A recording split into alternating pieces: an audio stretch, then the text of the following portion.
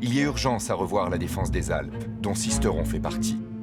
Une mission dont Vauban va s'acquitter avec toute l'intransigeance qui le caractérise. Vauban est un homme qui va vite, qui a une capacité d'observation énorme. Il a beaucoup lu avant d'arriver et il se fait un avis rapide des dispositifs et il se trompe rarement. Vauban souligne dans son rapport la qualité stratégique exceptionnelle du site sur lequel est implantée la citadelle. Un verrou commandant toute la vallée de la Durance et qui peut être défendu par un nombre réduit en hommes. Mais une forteresse qui a selon lui un talon d'Achille. Le gros point faible de la citadelle, c'est en fait les hauteurs environnantes qui dominent la citadelle à l'ouest, depuis lesquelles l'artillerie ennemie peut tirer sur la citadelle. Sur le front ouest, le projet est très important puisqu'on a à la fois la création d'un demi-bastion, la régularisation du fossé, la création d'une demi-lune en avant de la courtine avec son fossé particulier, et puis l'organisation d'un glacis en avant de la demi-lune. Mais ce n'est pas tout. Vauban propose aussi la création de nouveaux ouvrages en dehors de l'enceinte de la citadelle. 2 petits fortins situés sur les collines environnantes qui dominent légèrement la forteresse. En fortification de montagne, on dit que celui qui tient les hauts tient les bas. Celui qui tient les hauts tient les bas, ça veut dire si vous laissez une colline exposée qui est plus haute que vous à côté de votre fort, vous êtes obligé d'aller mettre un poste avancé dessus parce que sinon l'ennemi s'y mettra pour vous bombarder. Grâce aux fortins et aux modifications du front ouest, toute la zone serait protégée.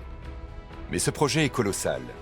La demi-lune est un ouvrage qui doit accueillir des canons afin de protéger le premier rempart de la citadelle. Il est donc indispensable qu'elle soit d'une horizontalité parfaite. Mais la pente naturelle est très forte à cet endroit. Cela crée un dénivelé problématique. On devrait déplacer des quantités de terre considérables pour créer un glacis qui rattrape ce dénivelé et protège la demi-lune. C'est toute une colline qu'il faudrait déplacer. Et ce n'est qu'un des problèmes qui va mettre à mal ce projet.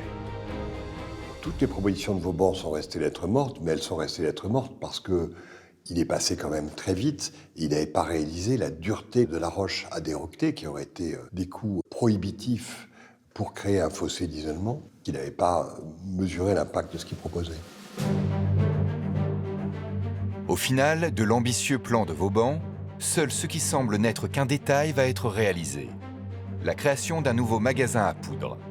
Un détail dont Vauban a tout de même fait sa priorité, à dessein. Les poudres étaient jusqu'alors stockées dans une petite pièce située au beau milieu de la citadelle. Une hérésie lorsqu'on sait les dégâts qu'une explosion engendrerait. En fait, il fallait que le magasin à poudre normatif soit à un point de la citadelle où il n'y avait pas de bâtiment de cantonnement de troupes qui aurait été vulnérable en cas d'explosion. C'est pour ça que Vauban a proposé de le placer dans la partie la plus centrale, disons, de l'enceinte nord qui n'était pas bâtie à cet endroit-là. Vauban va concevoir un magasin avec 2 salles voûtées superposées, dont une en sous-sol. Un bâtiment d'apparence extérieure modeste, mais qui va en réalité apporter des réponses techniques ingénieuses à des contraintes tout à fait particulières. On est obligé de concevoir un magasin à poudre qui à la fois permet de conserver les poudres sèches, puisque l'ennemi de la poudre, c'est l'humidité, mais également, évidemment, assurer la sécurité des poudres contre un petit malin qui pourrait y jeter une allumette. Donc il faut à la fois des murs très épais et il faut à la fois de la ventilation, c'est la contradiction. Pour assurer l'aération de manière sécurisée, Vauban prévoit des évents en chicane, dont la forme laisse uniquement passer l'air. Les murs ont une épaisseur de plus de 2,60 m, et les voûtes, beaucoup plus fines, sont construites en briques, de telle sorte qu'en cas d'explosion, le souffle parte à la verticale et non à l'horizontale afin de limiter les dégâts. Suivant le passage de Vauban en 1692, de nombreux ingénieurs militaires vont proposer durant tout le XVIIIe siècle d'apporter des modifications à la citadelle. Sans cesse repoussé faute de moyens, aucun de ces projets ne verra le jour. La citadelle de Sisteron perd de son importance au XVIIIe siècle parce que en fait, la défense est reportée plus en amont de la vallée de la Durance. À partir du moment où une place se retrouve assez loin de la frontière parce que éventuellement la frontière a bougé, on ne modernise pas des places fortes qui n'ont plus une utilité directe.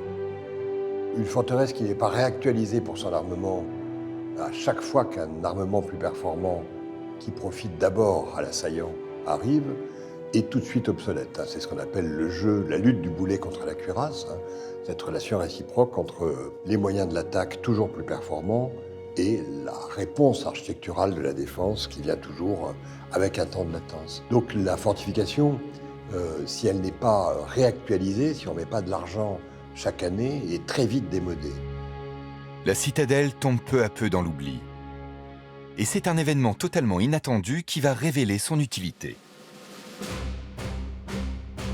Le 1er mars 1815, Napoléon débarque en Provence, en provenance de son exil forcé de l'île d'Elbe qu'il a quitté en secret quelques jours plus tôt. Il cherche à rejoindre Paris pour faire chuter Louis XVIII. Avec lui, sa garde rapprochée d'1 millier d'hommes seulement. Une bien maigre armée pour reconquérir le trône. La volonté de Napoléon, lorsqu'il débarque à Golfe-Juan et qu'il décide de prendre la route des Alpes plutôt que la route de Provence, où il sait que la population lui est hostile, c'est de prendre ses ennemis de vitesse. Il choisit cet itinéraire pour surprendre les royalistes, pour surprendre ceux qui pourraient faire obstacle à son retour. Dans les premiers jours de cet audacieux pari, que Napoléon cherchera à faire appeler le vol de l'aigle, il y a un point particulièrement crucial, c'est Sisteron. Il y a à l'évidence tout à Sisteron pour arrêter Napoléon. Et abattez l'unique pont de pierre sur la Durance, et Napoléon est arrêté.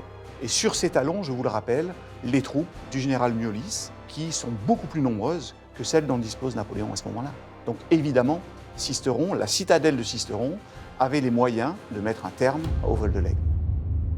Napoléon est inquiet. Il envoie Cambronne, son plus fidèle général, en éclaireur. Au milieu de la nuit du 4 mars, Cambronne entre dans Sisteron sans aucune résistance et apprend avec soulagement que la citadelle a été désarmée. Elle laissera passer l'empereur sans combattre. Une décision difficile à comprendre de la part des troupes de l'armée royale.